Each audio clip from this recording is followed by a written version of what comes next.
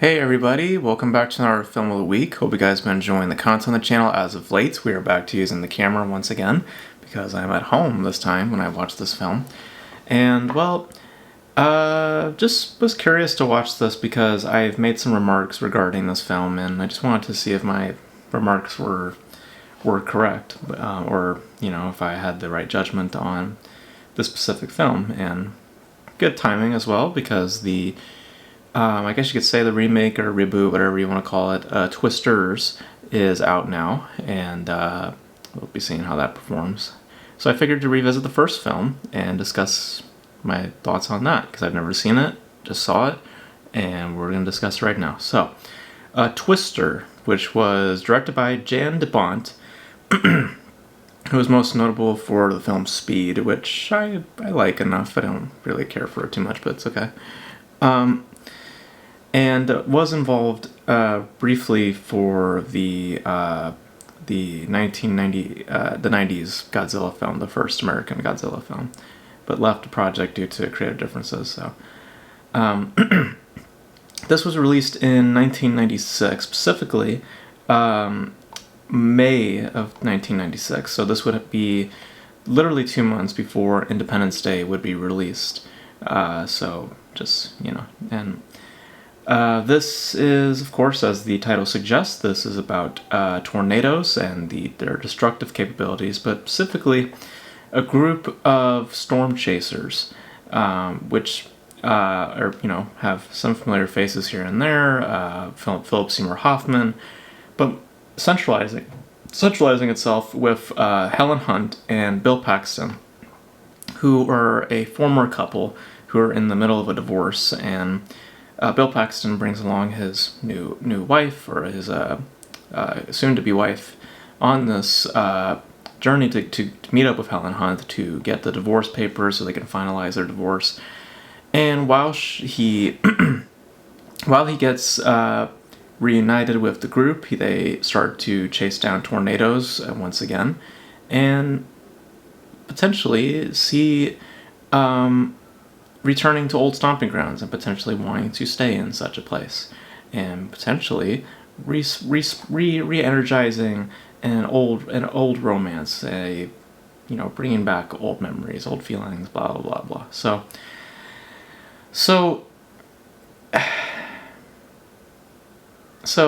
here's the thing. Apparently, this film went through a couple of directors, a lot of notable directors, most notably Spielberg, whose Amblin production company is involved in this. And James Cameron was involved at one point, as well as Tim Burton, Robert Zemeckis. But eventually, Jan de Bont was the one who signed on. And Spielberg apparently handpicked him to do the film, so Spielberg is involved in that as a producer. But here's the thing with watching this. Sorry, my printer is just going off for a second. There's a degree of self-indulgence when it comes to entertainment that I can get behind. With films that are obviously guilty pleasures, or films that are cheaply made, but you can find a sadistic, a kind of like cynical, a cynical like interest in what you're watching. And I believe The Twister is definitely a film that people can project and explain in that way, or find enjoyment in that respect. Because someone who downright enjoys Twister, I would not say is a very sound individual when it comes to the art of film, because the terms that come to mind to Twister are a few. Firstly is stupid. A second is condescending because of its characterizations, specifically with Helen Hunt, who I just think is very, very just trashy, and just extremely condescending, just finding ways to manipulate Bill Paxton and bring him back into her orb, and it's all about her business, and she's just very not great. The other word I would also say is convenience, because my goodness, for a film that is utilizing such a real world concept, it is extremely convenient. And they say this at one point about describing tornadoes, is that it's hard to predict, when tornadoes will do, things. And yet you have a film that is all predictable in how the tornado, just does its business. It will come closely to hurting its characters and then just evaporates. And then and then is gone. And then and gone, and then buildings will come and just fly down on them. Cars will fly through houses. I'm not joking. That's just at one point what happens. Cars just fly through buildings. Tractors, cows are flying, and it just becomes quite noisy and very just, like, okay, like the character, Bill Paxton's second soon-to-be wife, I was with her the entire time, where it's just like, none of these characters I find to be appealing. I found them all very annoying, very self-centered. Like, they're just not really people that I think would be, like, they're not, they go by this attitude of charm and, like shenanigans, and think that that's enough, and that somehow creates great people, and it doesn't. It does makes people who are extremely condescending, specifically Helen Hunt's character, who I just could not get behind at all.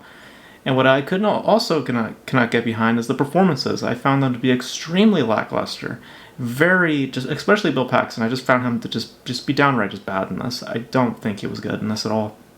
Nobody in the film, frankly, is good. But Bill Paxton especially, I think him to be just laughably bad, because he cannot play angry at all. I just cannot see that in him. He just could not play angry at all. Every time that he gets like angry and he throws his fist around, he looks like a child. He very much so looks like a child, and it's hilarious when it happens. Every time when it happens, I just found myself just busting out laughing, especially at one point when he's in a car and then he just for some reason just flails around like this for no reason, and then immediately after that, all the just stupid stuff just occurs at once. A tornado comes down, and then a tractor comes down, and they have to dodge the tractor, and then they dodge another thing, and then a house comes in right in front of them, and they slam through the house, and then they're like, we gotta change the road, and they're like, yeah, we gotta change the road, and then they go through a cornfield, and they somehow are able to let the car move through, and then the car gets lifted. Somehow, some way, the car doesn't come back and splash on them, because somehow, some way, there's always an obstacle in their path, but not when they have to keep the story along, not when the story has to move forward, okay? It's just perfectly fine. Nothing is ever going to happen, even though we said in the film that tornadoes are completely unpredictable, and yet in this film it's completely predictable and convenient, because the story has to move forward somehow. So we have to make it so that this is only being used at our leisure and not for reality's sake or for real tension or whatever. So it's just so bland. It's just so just stupid and nonsensical, and again, very condescending, extremely convenient to no end. And I had fun with it in that I was laughing at I was laughing at it. I was not enjoying myself in the respect of, oh, isn't this just a cheesy piece of entertainment? I was laughing at it mainly by how ridiculous and how stupid it is. And it makes me kind of shocked that there is a sequel out there now. So yeah, I just found the whole thing to just be laughable, and I think the performances are just bad. I think that the aesthetic, like the framing of a tornado, I think it is quite terrifying, but just the manner of how they use a tornado, it's just extremely convenient. Like, there's no tension when everything is plotted, and you could feel the plotting, and not the, oh well, when it, oh my gosh, like I can't believe that, just yeah. Apparently it was the second highest grossing film of that year, 1996, obviously the first being Independence Day. But yeah, I just couldn't get behind it at all. I found it to be very, very just annoying, or not annoying, but just laughably stupid, and again, a condescending, completely convenient, like, it's too well mannered. It's a film that, or well, not well mannered. It's a film that is too, that's too plotty and too knowing. It's like there should be more twist involved, you know? Like, there should be, but there isn't. It's just, you know.